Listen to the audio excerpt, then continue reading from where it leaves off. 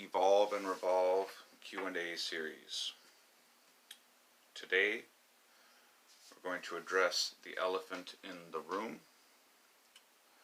Now initially I was set to answer an email from Devin Thompson in Oakland, who was inquiring about how to get a raise and how to talk to his boss about getting said raise.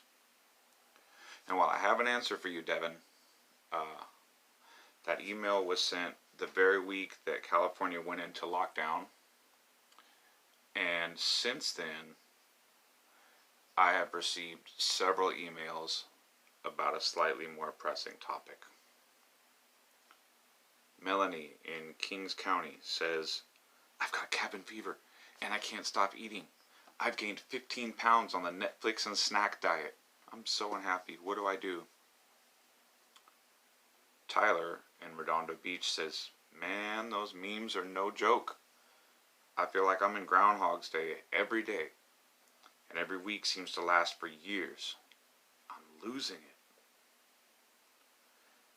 And Janelle from San Diego says, "I have 2 kids and a husband who I love very much, but ever since lockdown started, it's been a real struggle not to kill them all in their sleep.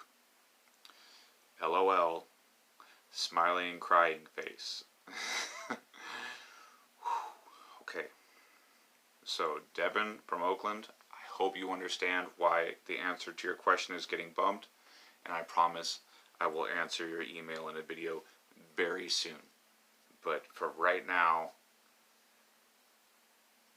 I kind of feel like this really needs to be addressed, so let's get right into it.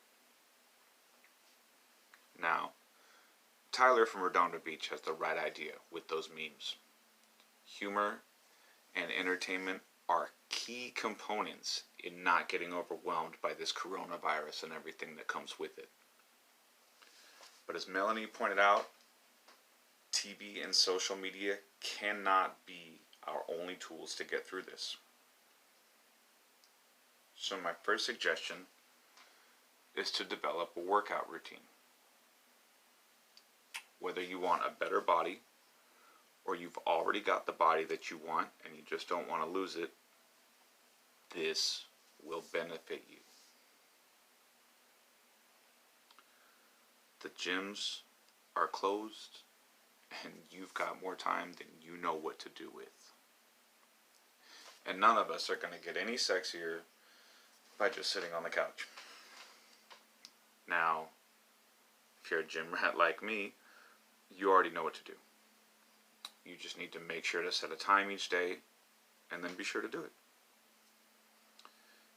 And if you're not used to working out, maybe you're not sure where to begin.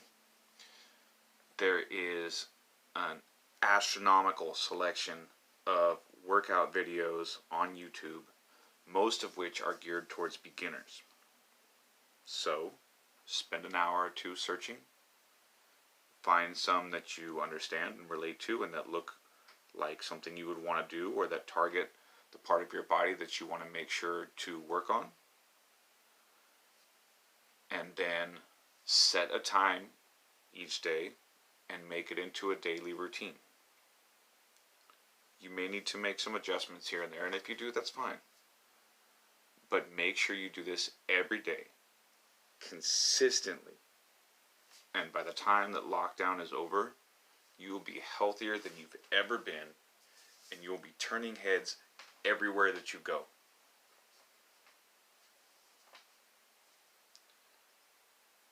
This is probably the most beneficial way to pass the time during quarantine, lockdown, whatever we're calling it. But staying physically healthy is not enough, right? We want to stay mentally healthy too, right? Well, I've come to find that the best way to stay physically and mentally healthy is productivity. Now, I understand that the idea of being productive can be kind of a broad brush to paint with, but I'm going to show you how to narrow down the spectrum. Ready? I want you to grab a pen and some paper and make a couple of lists. The first list is going to be things that you want to do, but you feel like you never have the time to do them. You've got a book in your head that you want to write, or maybe even a series of books. Now is the time. Put it on the list. You've got an art project that you've been wanting to do for years, an instrument you've always wanted to learn how to play. Put it on the list. You want to learn sign language, learn to speak Portuguese, Mandarin, French, Swahili, whatever it is, put it on the list. Could be something as simple as planting a garden, keeping it green, or something as artsy as designing your next tattoo. But if it's something you've been putting off because you feel like you don't have the free time, put it on the damn list. Now, you might not get to do everything on your list, but you'll finally accomplish some of these things. And just like creating a workout routine, when lockdown is over, you'll have something good to show for it. So, once you've got that list happening, it's time to make a much simpler list. The second list is all the things that you need to do every day. Obviously, you're not going to list things like shower or eat, because yeah, you know you need to do those things. But if you need to walk your dog every day, or water your yard, that kind of stuff, maybe you need to call your boss every day even though you're not working. Or you need to call your sponsor if you're in AA or NA, or maybe you need to call a family member every day and check in with them, check on them, make sure that they're okay. Those are the kinds of things you're going to put on this list.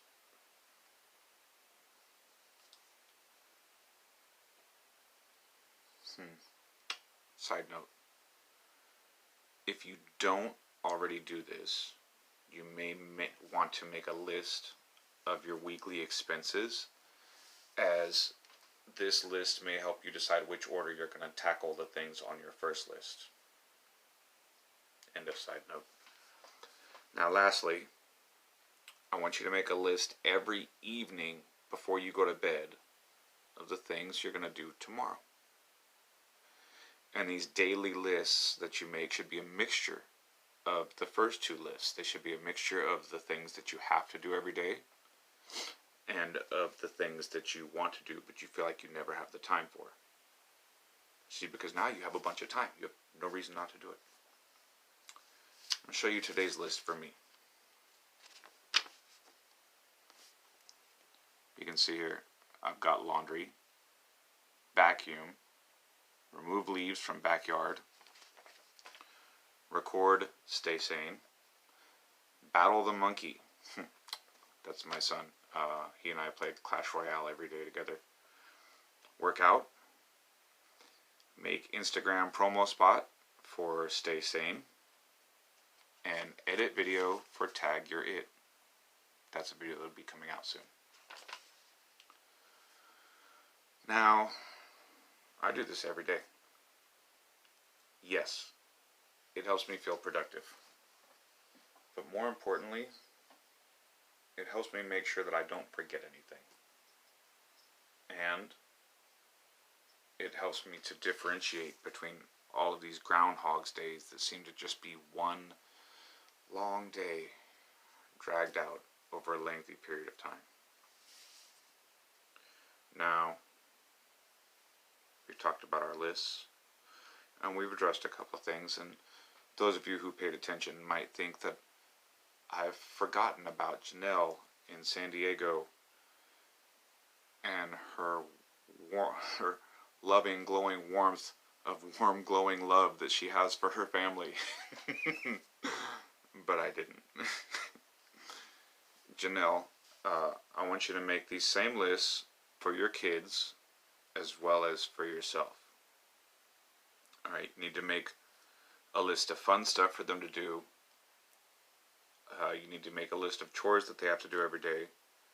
And then every night, make the mixture list of the two of them.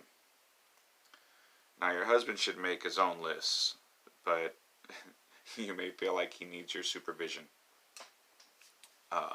Feel free to work with him on that. I don't know how old your kids are, but if they are old enough to safely entertain themselves, then you need to keep that in mind while you're making their lists. Yes, there needs to be things besides schoolwork that you guys do as a family.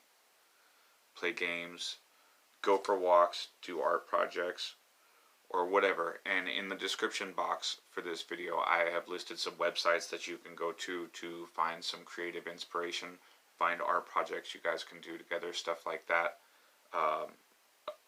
Print up coloring pages, for the younger kids, whatever. So make sure to check that out. But while there needs to be things that you guys do together, there also needs to be things that each of you do alone.